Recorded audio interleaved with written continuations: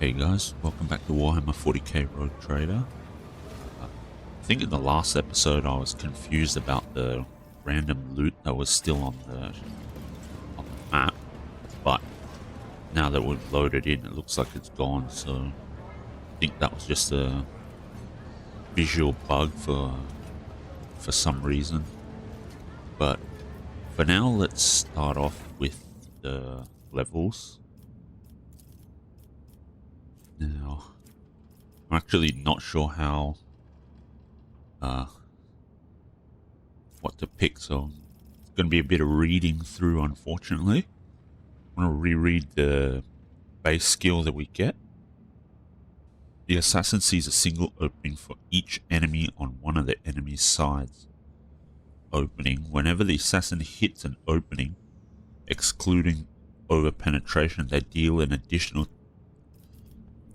10% of target's max wounds damage. After an attack, the opening is moved to the opposite side of the enemy. Openings of each enemy that were not hit by the assassin during the assassin's turn are moved to a random side of that enemy at the start of the assassin's next turn. I'm still not sure how to be able to see which side the opening is on, so that's going to be something that we learn. Hopefully in the next combat I'll try and be a bit more vigilant about that and trying to figure out how the openings mechanic actually works. What else do we have? Death Whisper. The assassin makes an attack that does not count toward the limit of attacks per turn and does not block the assassin's movement but deals only 25% of base damage. If the attack is successful, the target suffers the hemorrhage effect. At the beginning of each of the target's turns, they will suffer lethality rending damage that ignores armor and deflection. Lethality, a specific assassin parameter that is equal to dodge or dodge reduction, whichever is higher. Okay. What is rending damage? A type of physical damage dealt by anything with a sharp edge like bladed weapons and sharp projectiles like shurikens.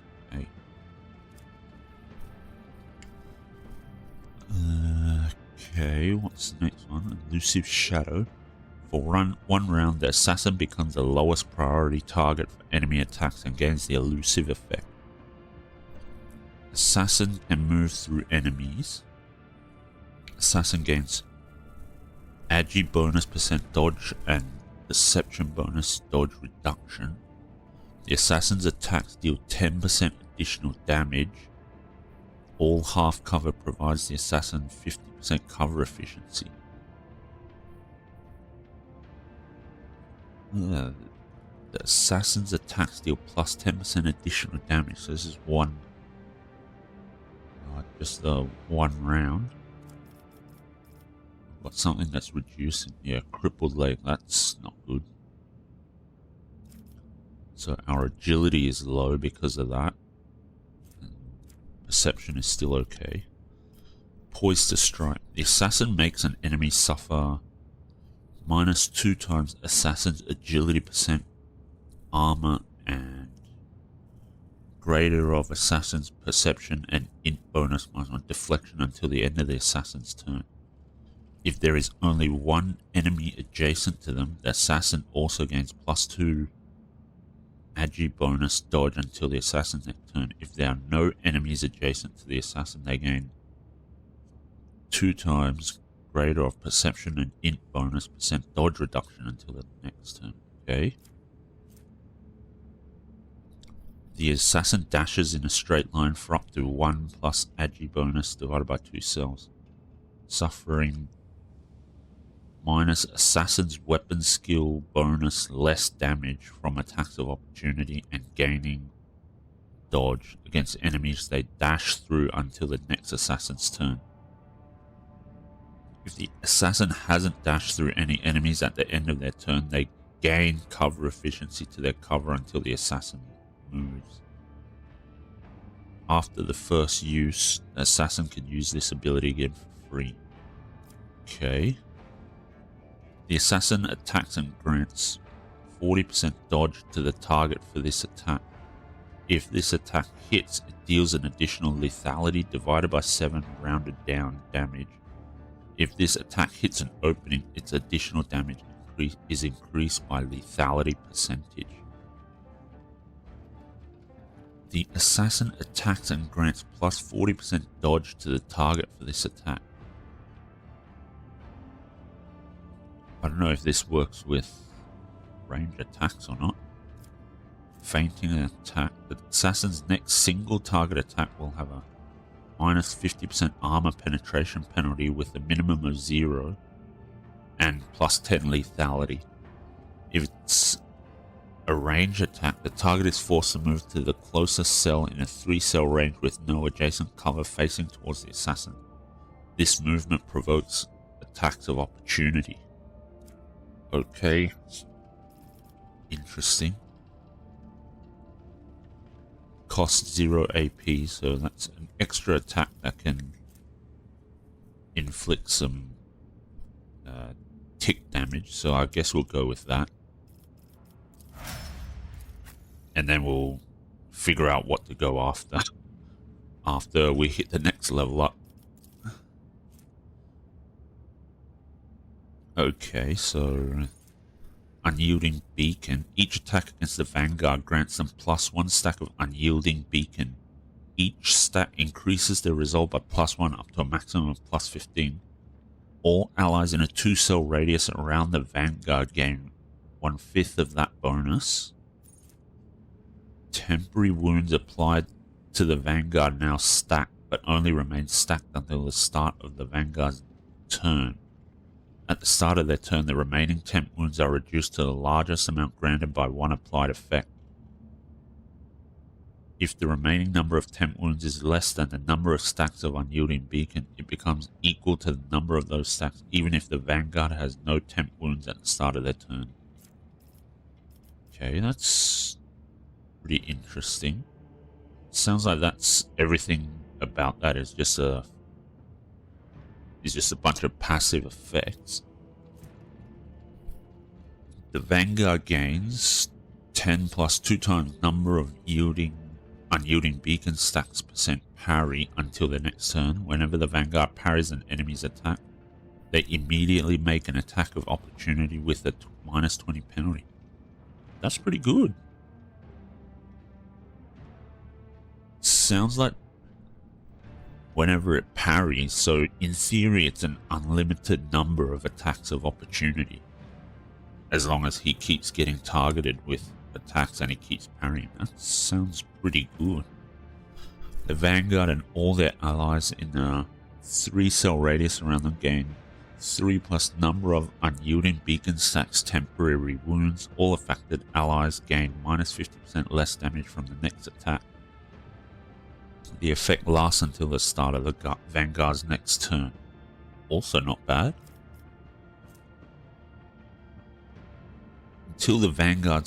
Until the start of their next turn, the Vanguard gains damage deflection against range attacks equal to the number of stacks of Unyielding Beacon on the Vanguard. Additionally, the Vanguard becomes immune to push and force movement effects until their next turn. That's also pretty good. The Vanguard forces an enemy in their melee range to immediately attack the Vanguard. All of the Vanguard's allies who are wielding melee weapons and adjacent to the enemy make an attack of opportunity against that enemy. The enemy suffers plus fellowship bonus more damage from these attacks of opportunity and has that penalty to parry and dodge. Interesting. Vanguard chooses ally. All enemies in a 3-cell radius around this ally must make a willpower resistance test. On a failed test, the Vanguard becomes their priority target. Regardless of the willpower resistance test results, the chosen ally does not provoke attack of opportunity from these enemies, can shoot enemies in melee range, and move as if not within range of attacks of opportunity. That's interesting. Until the start of their next turn, the Vanguard gains percent damage and percent armor pen against enemies in a 2-cell radius around the Vanguard. Additionally, when the ability is cast, all allies in a 2-cell radius around the Vanguard gain the following ability until the next turn. The character can move to any cell adjacent to the Vanguard without provoking attack of opportunity. Okay. Well, I think we're going defensive stance, and then we might take Bulwark, because I think he's pretty solid in melee as it is, and ranged attacks are what's gonna hurt him. So let's take defensive stance. What do we want to give him? Breaking point. Heavy weapons deal +2 damage and ignore. Well, I don't think he's using heavy weapons, so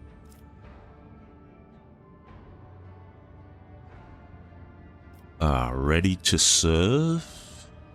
It's a fellowship bonus. While under 40% wounds, Imperial World characters gain 10 to all characteristics and +2. So that could be good. If no other character in the party has the same archetype as this character, the first use of any... it is whatever. All allies, excluding Xenos in the current party, gain +5 to the same characteristic as was chosen for humanities fights, okay? All allies affected by Brace for Impact gain +30% cover penetration. The Navy officer also permanently gains 15% to cover penetration. To use any ranged weapon in threatened areas knocks enemies prone and pushes them 1 cell away during the effect. All enemies affected by Brace for Impact gain an extra turn with 0 AP and 3 MP and increase that. Okay. All allies affected by Brace for Impact do not suffer the negative effects of melee, so I think you have to be in quite close range. I think we're going Chain Weapon Expert. Power Weapon Expert. Plasma Proficiency.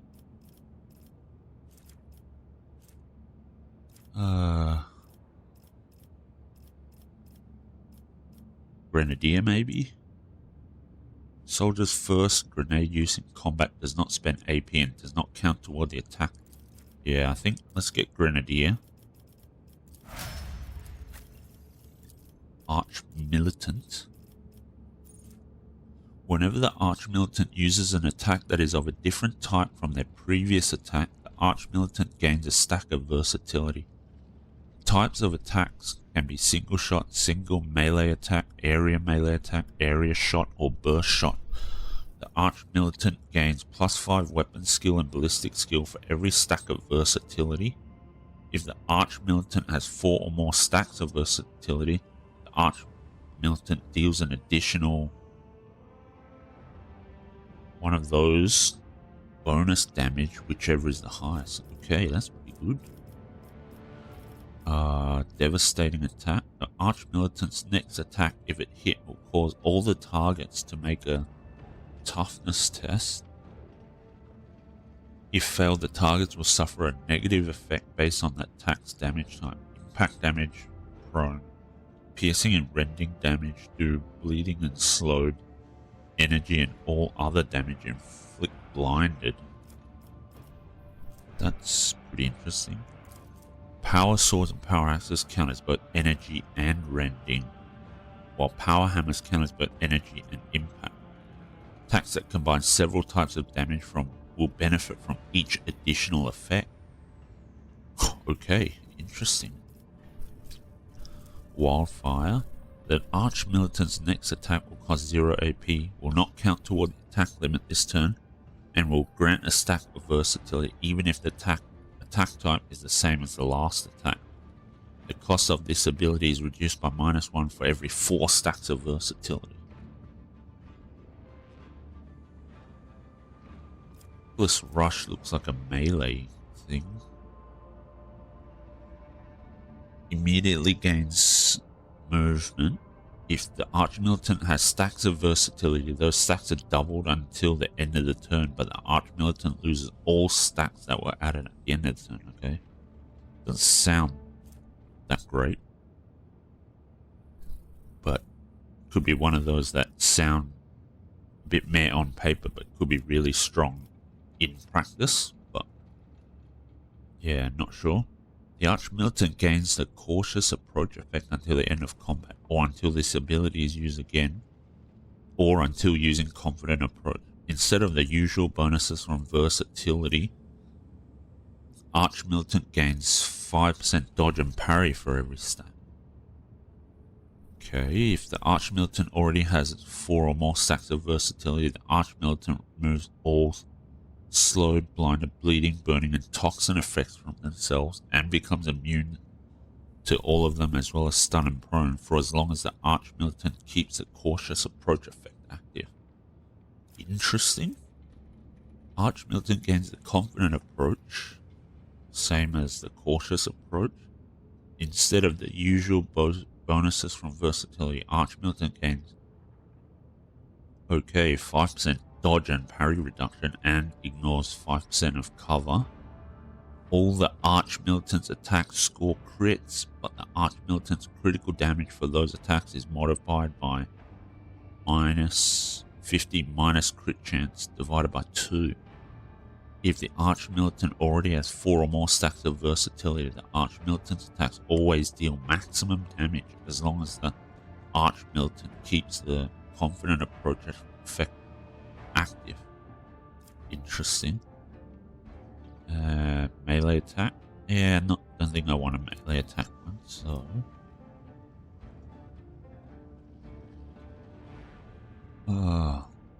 let's get Wildfire. Wildfire sounds pretty good. Okay. Oh, there is... yes, okay. So we get some of the other sort of navigator powers. Inspire. Target gains +1 damage and +1 additional damage for every 10 stacks of tactical advantage the Master Tactician has. But the Master Tactician loses half of their stacks of tactical advantage if the target uses a heroic act before the beginning of the Master Tactician's next turn. They regain 25 momentum. Target ally of the Master Tactician gains +1 resolve for every 5 stacks of tactical advantage. Okay. Hang on a second. The Master Tactician gains +1 stack of tactical advantage every 5 momentum gained by the Master Tactician or their allies. The Master Tactician begins combat with the amount of tactical advantage stacks equal to their fellowship bonus. Master Tactician empowers their next attack to deal +4% additional damage for every stack of tactical advantage the Master Tactician has, and loses half of the stacks of tactical advantage. Okay. Finishes the job. Fervor. Suffers direct damage equal to 20% of their maximum wounds. Gains Master Tactician's resolve stacks of tactical advantage and resets the cooldowns of all those.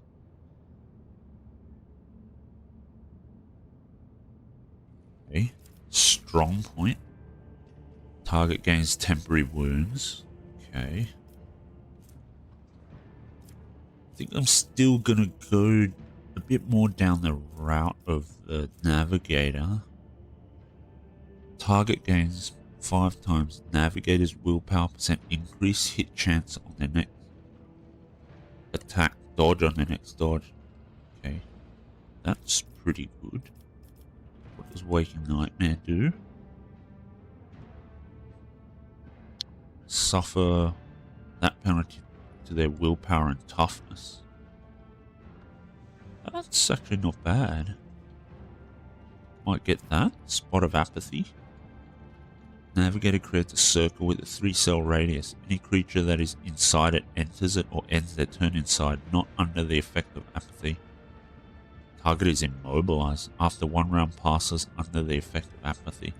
The target must make a willpower resistance test. Success removes apathy. Failure stuns the creature. For 1 round, removes apathy and makes the creature immune to further effects from Spot of Apathy until the end of combat. Okay, so it's a one-off stun if you can. They don't pass the check. Zone of Fear. Okay.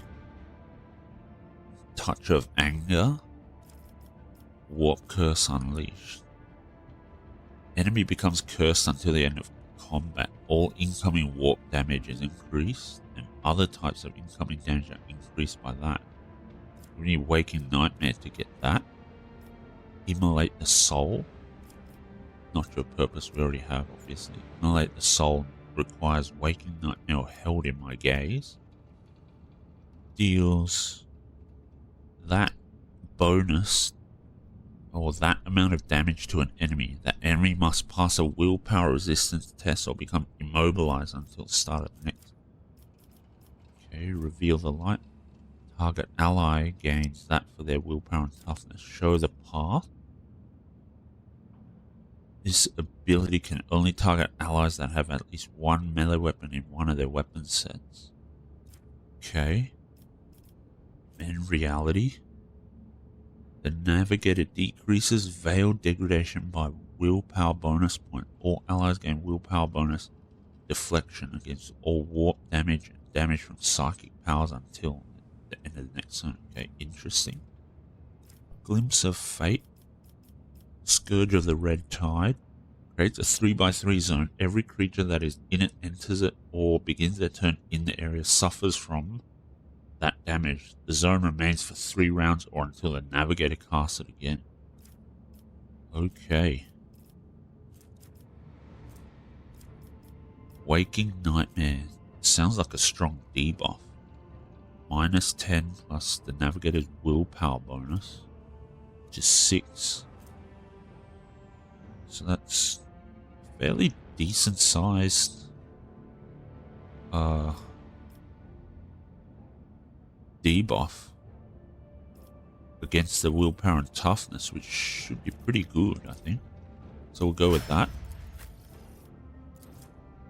Grand Strategist. Prescience we have. Foreboding. Creates an area that lasts until the start of the Psyker's next turn. All allies within that area gain that dodge. Okay. Mind Bond. Anytime until the end of combat, the target of Mind Bond tests using either theirs or whichever is higher at the moment. Okay. Don't know what that does. The willpower resistance. After the target suffers. If that test fails, the target immediately attacks its ally. After the target suffers psychic shriek damage, or after the target suffers psychic shriek damage and their willpower is reduced. If the test succeeds, the target just suffers psychic shriek damage. Okay, I see. Telepathy. Dominate.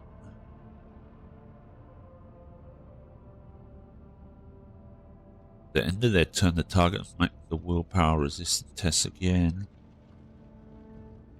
They will spend all their move points to move as close to the Psyker as possible. Okay, Psychic Assault.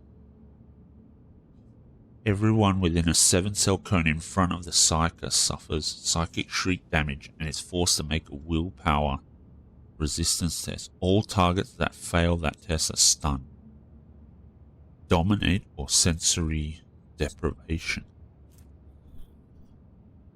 If the target makes a willpower test, if it succeeds, the target is merely blinded until the start of the Psyker's next turn. If it fails, they become blinded and suffer. Okay. Sensory Deprivation or Dominate. That could be good to get into Psychic Assault. Prophetic Intervention.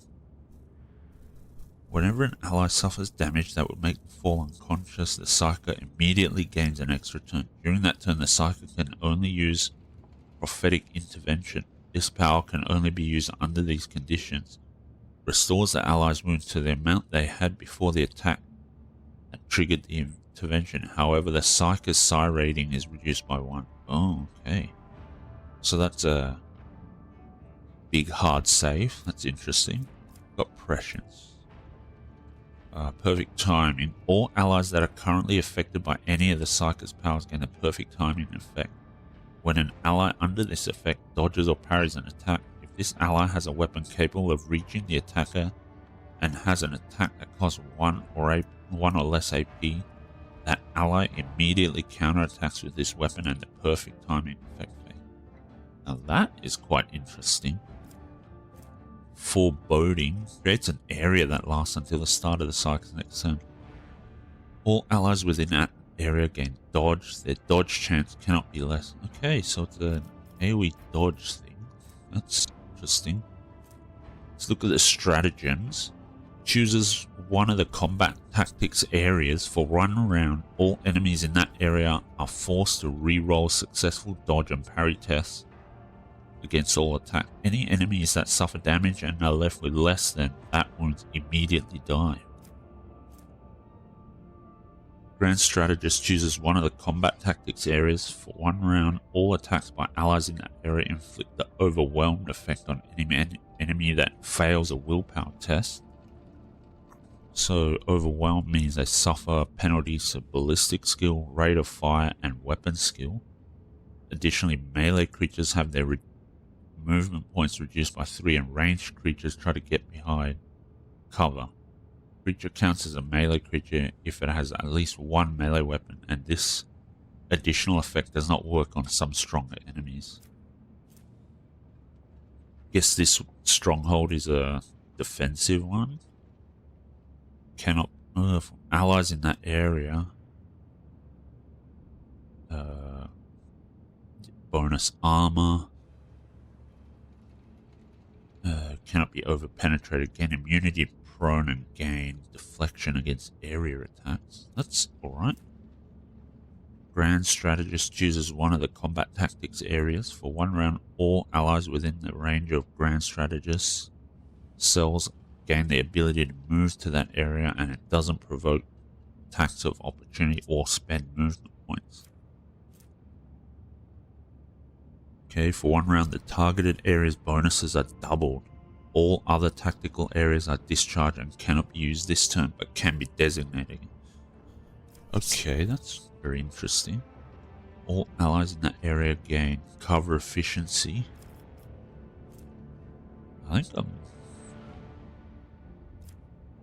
overwhelming stratagem is what I want, I think. Try that. Bounty Hunter.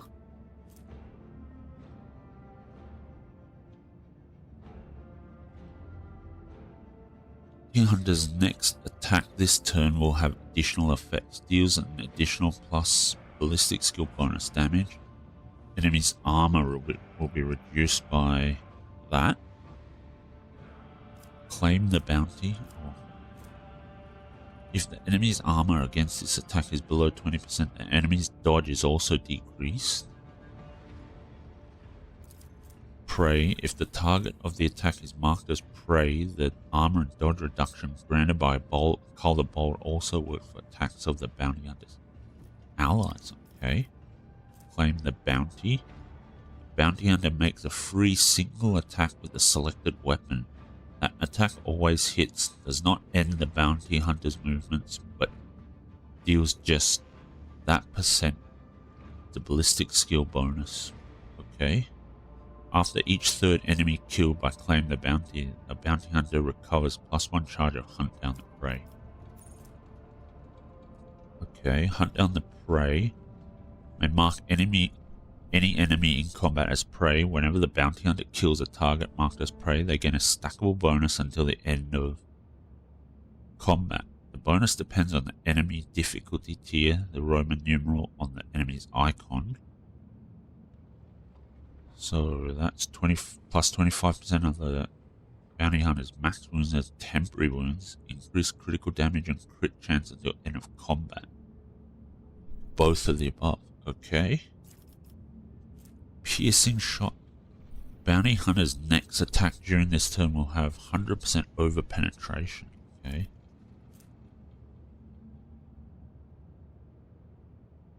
Doesn't sound like sounds like bounty hunter would have been better for some kind of sniper. but I guess we can see what the others are. Until the bounty hunter's next turn, whenever an ally attacks a target marked as prey, this attack deals bounty hunter's perception bonus percent additional damage and gains half of the bounty hunter's current bonuses to critical hit chance and crit damage granted by hunt down the prey. Okay.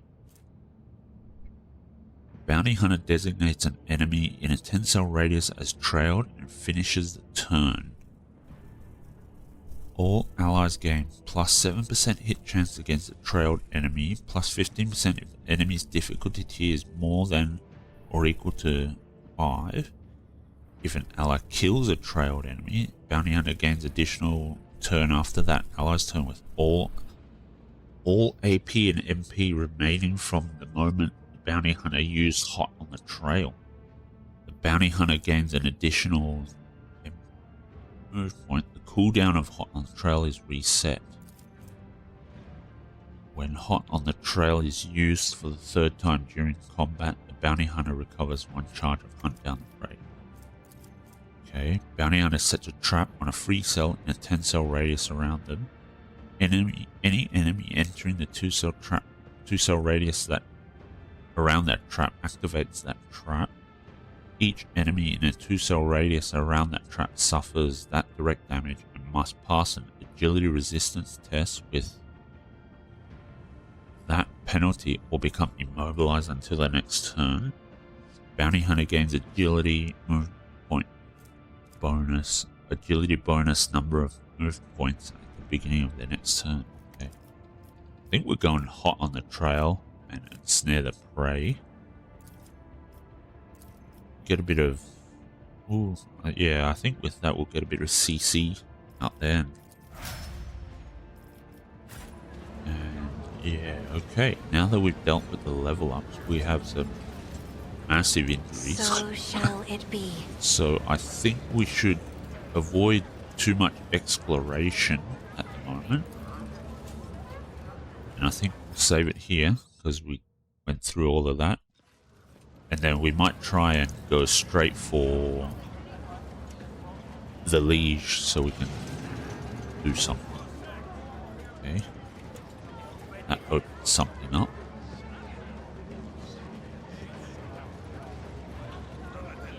What is happening now?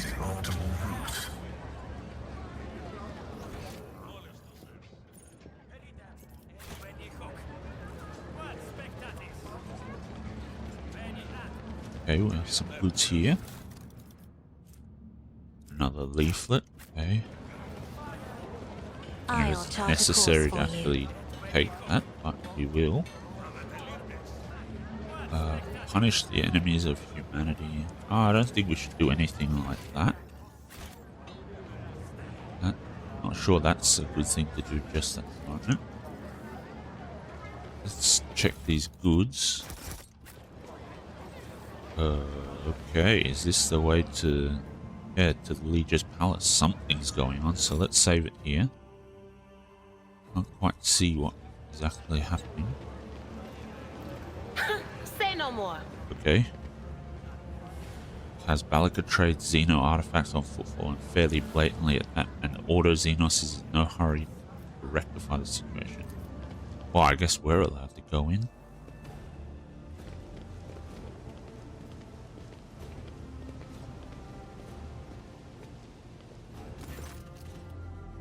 Ladame took Kara the lead, okay?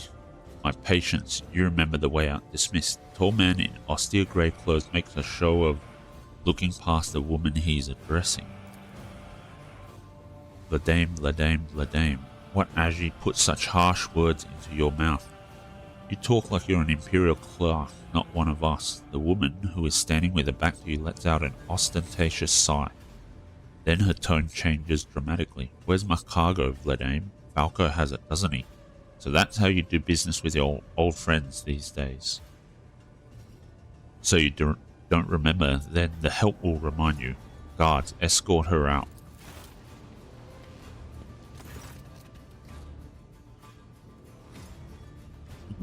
Massive guard leans down to the woman and says in a lowered voice, Jay, get going while he's letting you. Go drown your sorrows at the Amasekis.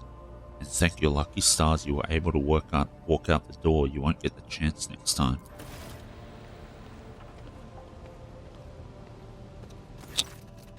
First an insult and now threats. I see courtesy and tact are no longer a valued commodity on Footfall. Oh well. I'll find myself a better deal. She turns on her heel and heads towards the exit. As she passes you by, she gives you a quick once-over, winks at you, then immediately turns away with a flip of her jet black hair.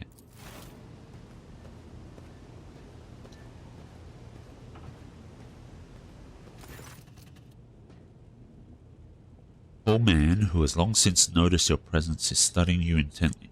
Ladame Tokara, liege of Footfall, let us please proceed to my office. A spread befitting a visitor of your rank is waiting. Your entourage will be accommodated nearby. Certainly, let's go. Please follow me. While you are engaged in small talk, get a chance to take the measure of liege Tokara. His expression is aloof and focused, and his gestures curt and firm, and his speech calm and quiet, as though he is used to people always listening to what he says. Judging by his observant gaze, he has been studying you in turn this whole time. Let's talk business. On behalf of the elite of Footfall Station, I offer you my condolences, Lord von Valancius. We mourn Lady Theodora's loss, and we hope this sentiment is taken as a sign of our good intentions and willingness to cooperate. Thank you, Legion. Terrible loss for all of us. I hope that under your guidance, the dynasty can recover from this blow and attain even greater power. I am impressed by your prudence. Your decision to arrive on Footfall incognito without announcing either the death of the previous rogue trader or your own status. It was quite wise.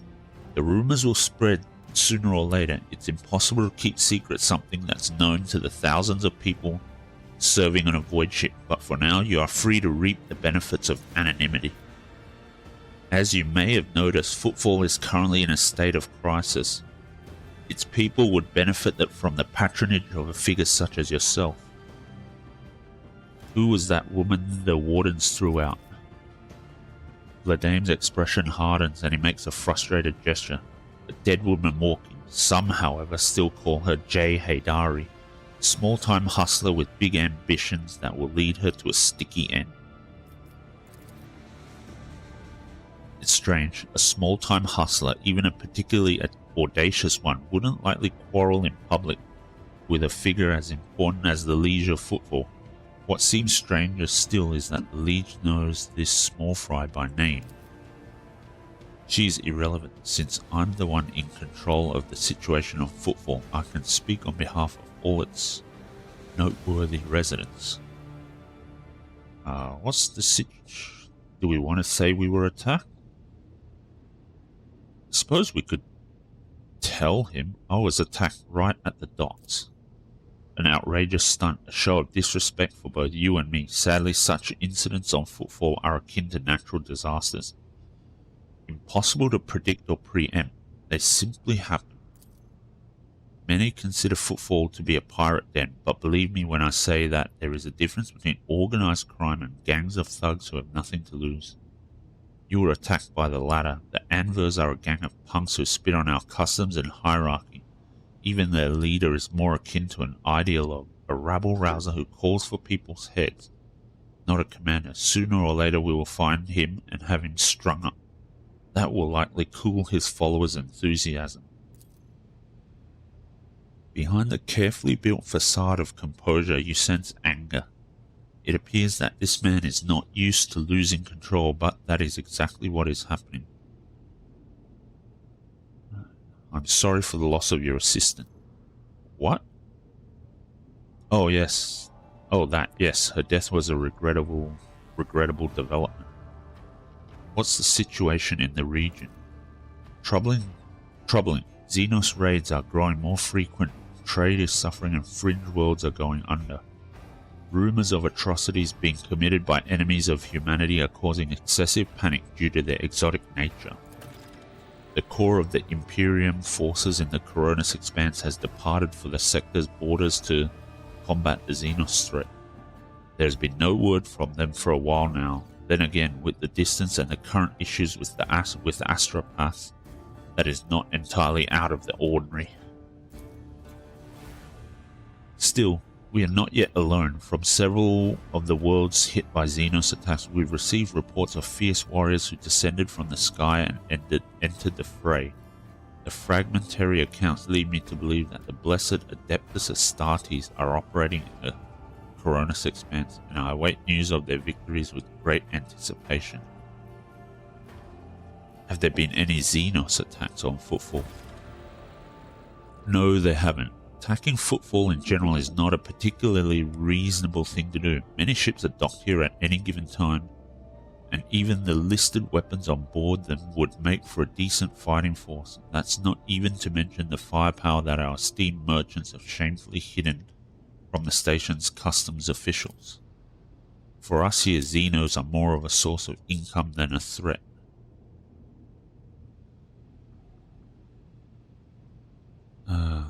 Are we talking about dealing in Xeno artifacts here? Let's say the Iconoclast choice for now. I do not approve of fear of Xenotech. One must know and understand the enemy. I'm convinced that your connections with Footfall will allow you to broaden your knowledge and understanding of Xenos considerably. I will see to it that your curiosity is satisfied in every way. What sort of patronage do you seek from me? Protection. Not military protection, but a different kind of security. You have, of course, already encountered difficulties with warp navigation on your way here. I'm afraid the scope of these difficulties extends far beyond this area. Reports of disrupted routes and ships vanishing during short jumps are coming in from across the entire sector. Communication with the Calixus sector has been extremely unstable. Of the ships that have dived into the Maw in recent years, none have yet returned. The last ship that came through the Maw from the other side was struck by a temporal anomaly. That jump took almost 2 decades in real space-time. You have heard of periods of warp instability, including cases where the Maw would become completely inaccessible for navigation for years on end, thus temporarily cutting off the Coronis Expanse from the Imperium. Even so, Vladame's words are particularly alarming. It seems that something has had a profound effect on the Maw.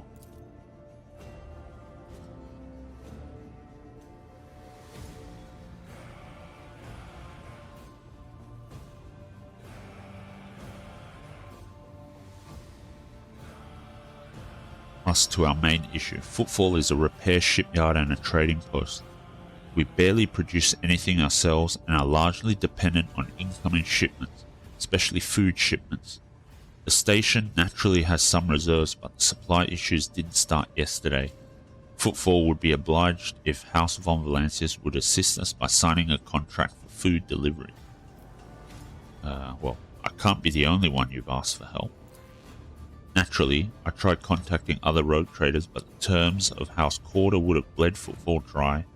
And as for the esteemed Caligos Winterscale, instead of a food shipment from him, I received a transport, the Navika, packed with refugees.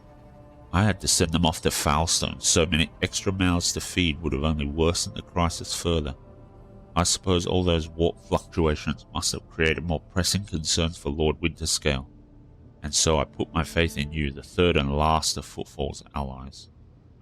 So Footfall is cut off from all of its shipments, the local gangs are running wild, and the local hustlers are throwing tantrums in your residence. Are you positive you're in control of the situation? Oh, we might antagonize him a little bit. You are very perceptive. Well, now you know what you're buying. The situation is difficult, but should you decide to offer your support, you'll forget about the existence of trading hubs other than Footfall, because you won't have more loyal friends anywhere else. So what are the terms of this deal? It's simple. Delivery of food shipments from your fertile worlds. Janus, I imagine. I'm quite familiar with that jewel of the von Valancius Protectorate, in exchange for fair payment. I will help Footfall, but not out of desire for profit. I have no interest in obtaining any favors in kind or becoming your patron, only in saving people's lives. Let's go with Iconoclast. Such charity is a rare sight in the Coronis Expanse. Even figures as powerful as rogue traders do not show it often. Thank you, your lordship. I would like to know more about the Anvers gang. Why haven't they been dealt with yet? I've been using all my resources to delay the moment when the station is hit by famine. I haven't gotten around to the Anvers yet. As detrimental as they are, they're no players. When their leader dies, the rest will scatter. Where does one go to make a few deals here on the station? Here, I am the main dealer on the station, and it would be disrespectful of me to suggest that you take your business to Footfall traders of lesser importance. Still, you might take an interest in a few people of note, for example, Reverend Hieronymus Doloroso. This servant of the ecclesiarchy is rumored to purchase sacred relics from captains, and other traders don't seem keen on becoming his competitors. If you're looking for goods that can entertain you, find Octaviana at the establishment called the Adeptus Amacecus. The chemical bliss that she offers is refined and possesses a satisfactory degree of purity. Just don't ask her to pour you her signature drink. It's meant for common Footfall rabble, not discerning clientele. Let's get down to business. I'm interested in your wares. I'm at your service. You can expect the most generous discounts.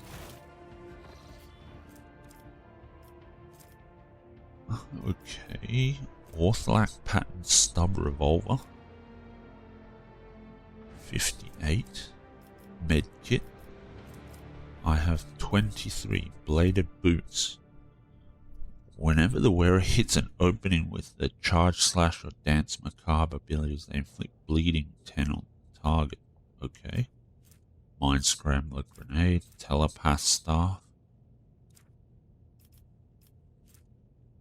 Precise bolter. Okay. Large medkit. Tormentor bracelets. 6,720. Okay. Well then. Now that we've had a chat. Doesn't look like there's anything else left. So we might head out. Okay, Lord Captain, I'm pleased to report that the inspections have been completed and all identified system failures have been resolved. The void ship is ready to depart Footfall. The crew is waiting your further instructions, and there are also a number of issues that need to be addressed. Okay, well then. Let's take away completed quests. Hunger's Hand. The liege of Footfall Vladimir Tokar has come with a request about the station's survival. His people are at risk of starvation, and Vladimir's current patron is not rushing to his aid. Severe shortages of provisions, so okay. Telecos Epsilon. So I guess we might have to do some of that stuff to help out the food problems here. Find out more about the strange gang. It is worth taking a close look at the belongings of those killed by the Anvers and searching for other evidence. The Anvers' brazen actions guarantee that they will give themselves away sooner or later. Persona non grata. Find the disgraced stranger in the Adeptus Amacecus bar. Okay. Let's actually do that, and then as Vigdis has just mentioned, there's stuff we need to take care of on the ship. Okay, a well-groomed young man calls out to you. He's clean-shaven and dressed in clothes that are expensive but unshowy, with a bright aquila embroidered in a prominent spot. Noble sir, a minute of your time if you please. I'm Bastion in Durama Bastal Quarter, youngest cousin of House Quarter, envoy of Incendia Bastal Quarter, rogue trader of the Coronis Expanse, by the grace of the most holy emperor. And you must be an envoy of Theodora von Valansis. I noticed that you arrived on the steam lady's ship. Quarter, They are some of the most influential rogue traders in the Coronis Expanse, but not on Footfall. This station is under the control of House Winterscale. Something tells me that we are about to hear a most curious offer. What do you wish to speak with me about? Yeah, I don't want to say anything either way before we know what he wants to tell us. Matter of the utmost delicacy. You see, you've been to the residence of the Liege. Vladame almost certainly appealed to you for assistance in the arrangement of shipments to Footfall. The Von Valancius Protectorate is famed for the abundance of its main agri-world Janus. It would be odd for him not to seize on such an opportunity when Footfall is on the verge of famine. However, the Quarter Dynasty pursues its own interests on Footfall. We have already announced our terms to the Liege, but he is stalling. I imagine in hopes of getting a better offer from you. The Quarter Dynasty believes that cooperation would be preferable for both rogue trader houses. If you refuse Vladame, thereby forcing him to agree to a deal with us, the Quarter Dynasty can promise you a share of the profits from the future contract, as well as certain other perquisites. Everybody benefits. The Emperor's most loyal servants should be more concerned with carrying his will through the stars and less with divvying up profit among themselves. Argenta says disapprovingly, but quietly enough so as not to interrupt the negotiations, especially when the well-being of one of the Imperium's worlds is at stake, even one such as Footfall. Behind your smile, Master Bastian, teal shadows swirl. Others may not see them, but your worry cannot escape my eye. What are you afraid of? Your house's wrath should these negotiations prove fruitless, or the wrath of House Von Valancius? Dira, who was yawning in boredom a moment ago, flinches and clutches her face, her fingernails digging into her skin. They're coming again, brothers of the ones who came before. I just don't get it. They all have a death wish. I appreciate the warning, Idira. What? Turns around.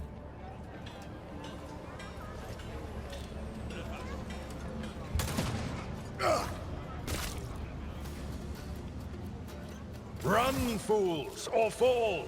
The Emperor is with us! Okay, so twice dead Lanny. We have a sniper. Let's save it here.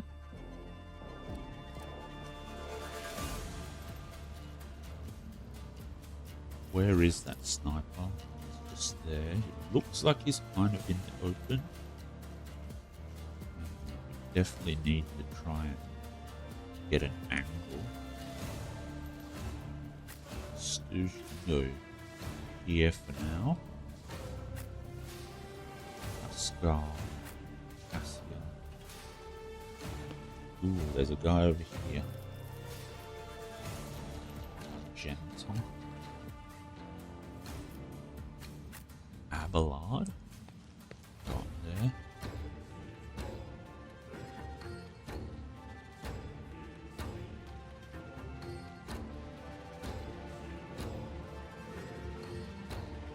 Okay. Pascal over there. Stooge can't make it over there. Cassia can. Argenta can go here. Hero. Oh, I want to put Hero. I'll put her there. I have to leave her here for now, I guess. Psychic Shriek. Yep. Was Alright. Was Done. it? Maybe I should have moved actually. Whoops. Rear. 6% over penetration. 9% range damage. Okay. Let's drop this down here.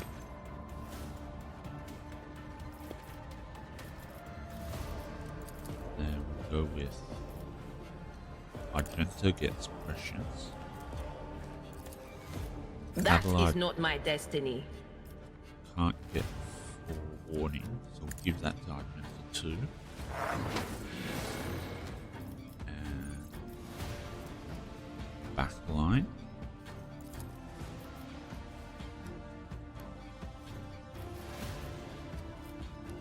Get that back line. And there. Magenta.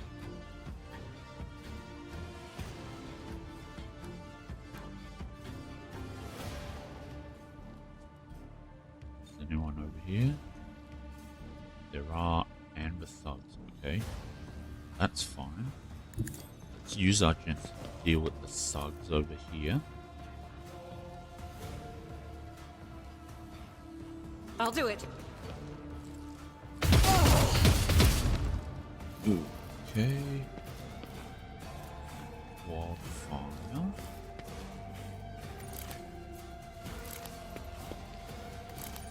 Actually, will I get a stack of versatility from going single shot and burst fire? None can escape Yes, I will. Emperor's Okay, judgment. nice. That's perfect then. Okay. Voice of command. I am a Stew. navigator, not a servitor. Bring it down.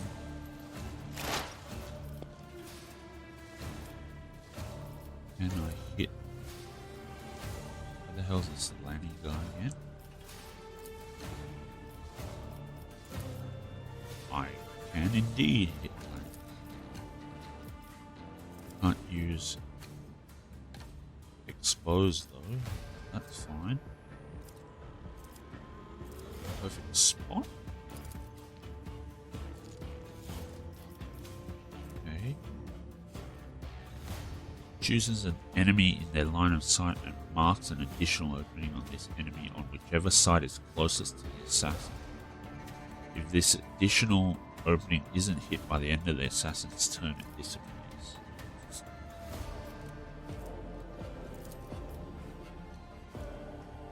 Okay. 95. Let's guarantee the shot. Not guarantee, but improve the chances of hitting. It does so much more damage. That's insane. Only deals 25% of base damage. 39 to 50. Let's take the shot. Miss. Okay. That's disappointing. Okay. Let's do this.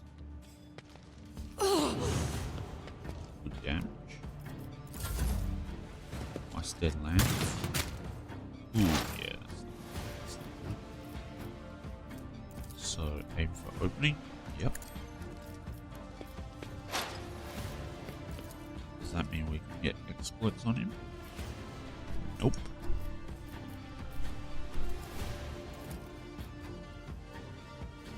Do this though. 27. 64% chance to hit. That's fine. That's fine. Damage is only 27.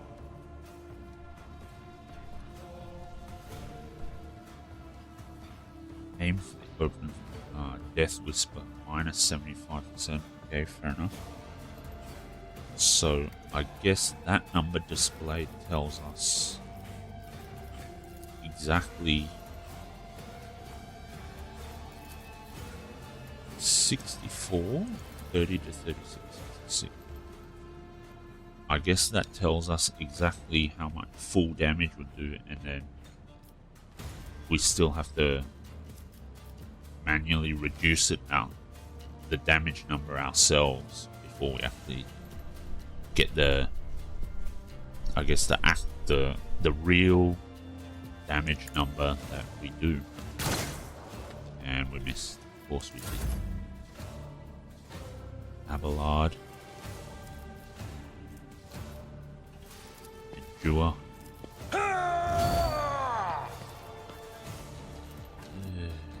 Okay. Let's do Victory defensive is imminent. stance.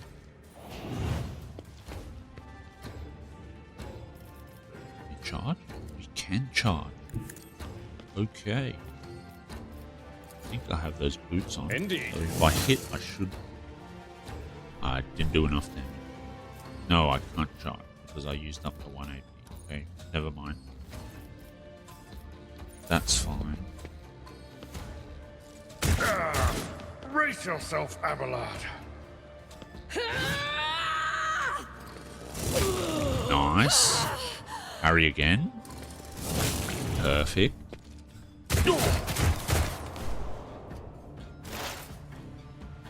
That's actually super strong. A lot better than I was expecting. Let's drop the trap here.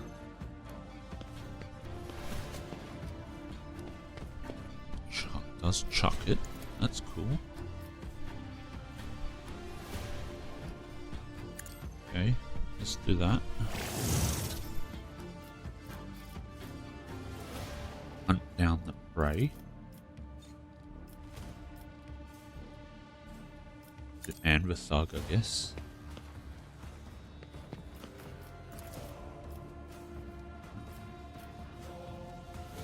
Quite a lot of guys here. My vow is to serve. It's gonna be a long fight, I think. So let's do that. Ooh, that was rough. Yep, Cleanses that's the rough. body. Guard. Use some help. Alright, gets killed. Nice.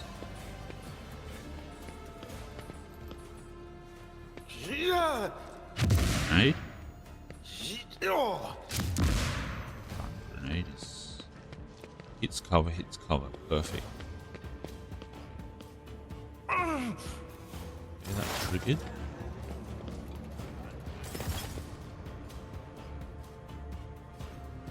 Alright. Now let's move here. Psychic Shriek. No, we can't reach. What we can do is something like this. Yeah, that's gonna kill quite a few people. 3. Nice. Nice. Okay, can I put... No, I still can't do anything with that. Let's give freshness to Stooge.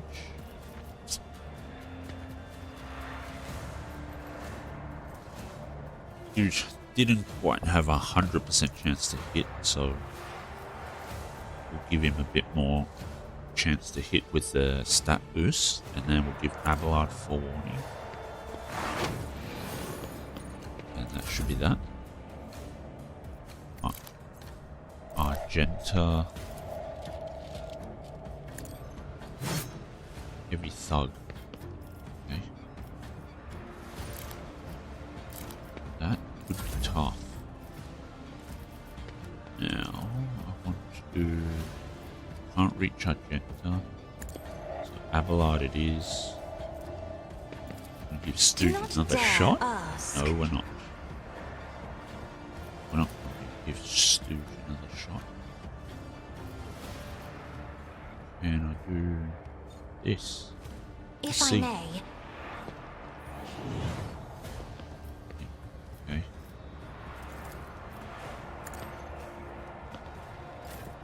Can Abelard do anything? Kill that guy. And then he can charge in. It will be done. Perfect. Okay. Finest hour. Let's use finest hour I'll on show Stooge. you why navigators are feared. Okay. Get another opening up.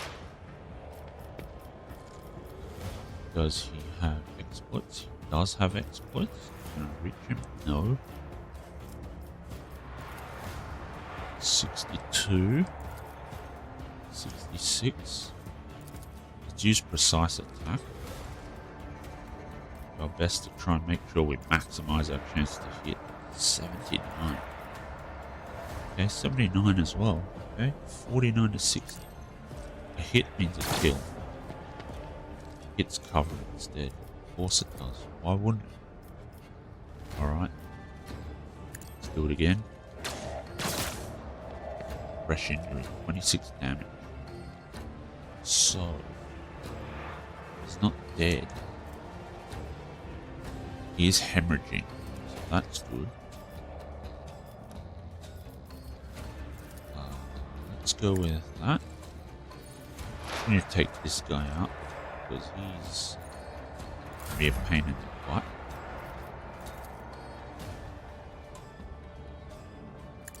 We get a kill.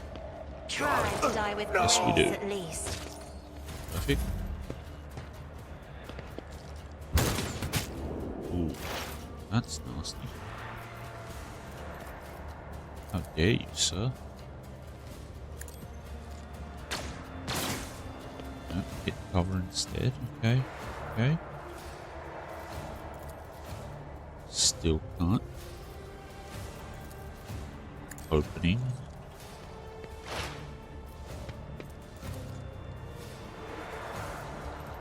Come on, just kill him. Ugh, really?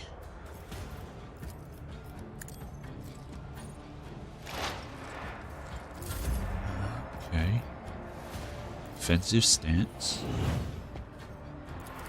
Endure. And we chop.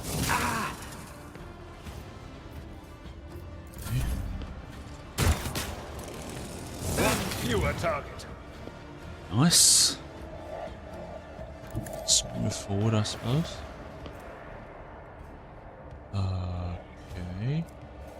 How many dudes are there? Alright. Let's drop there.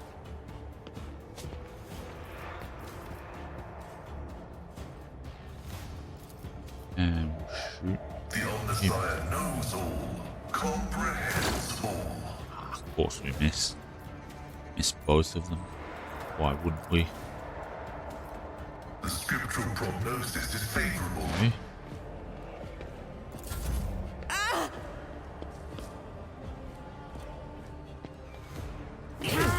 What is... Whoa. Whoa. God, excuse me?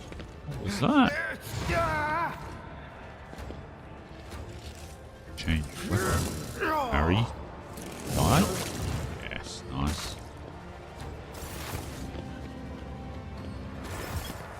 We've got some reinforcements. Okay, that's not gonna work. They who Might move discern the forward a bit. future on the battlefield. That'll kill this guy. What an unfortunate turn of fate. Let's do forewarning on myself. Oh, on Hero. And then rations on Pascal.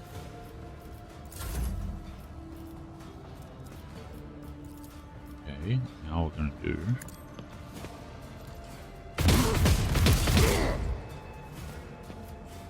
Doubt is for the weak. wow. Go again.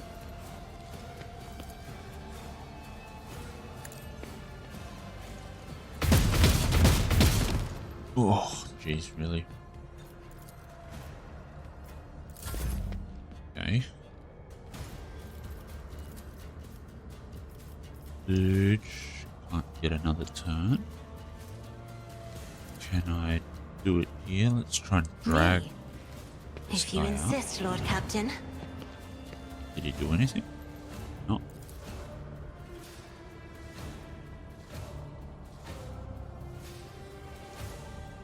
Battlefields are always drowned in scarlet.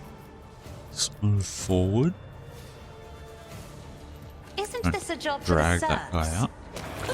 Alright, never mind. That guy was closer and we took him out instead.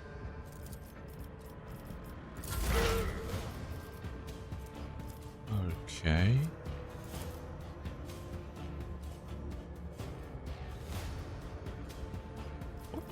Lanny died too. Okay. Huh, I didn't even realize he died. Okay, nice. Well, this guy's dead then. Absolutely no way he's been leaving alive. He's only 1 HP.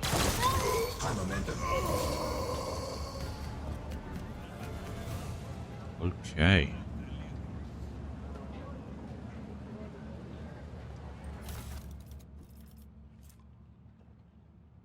Pacing chest plate.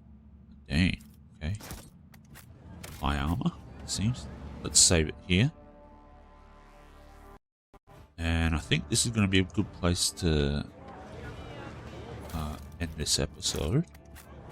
Just going to collect all the loot first. Bastion Quarter.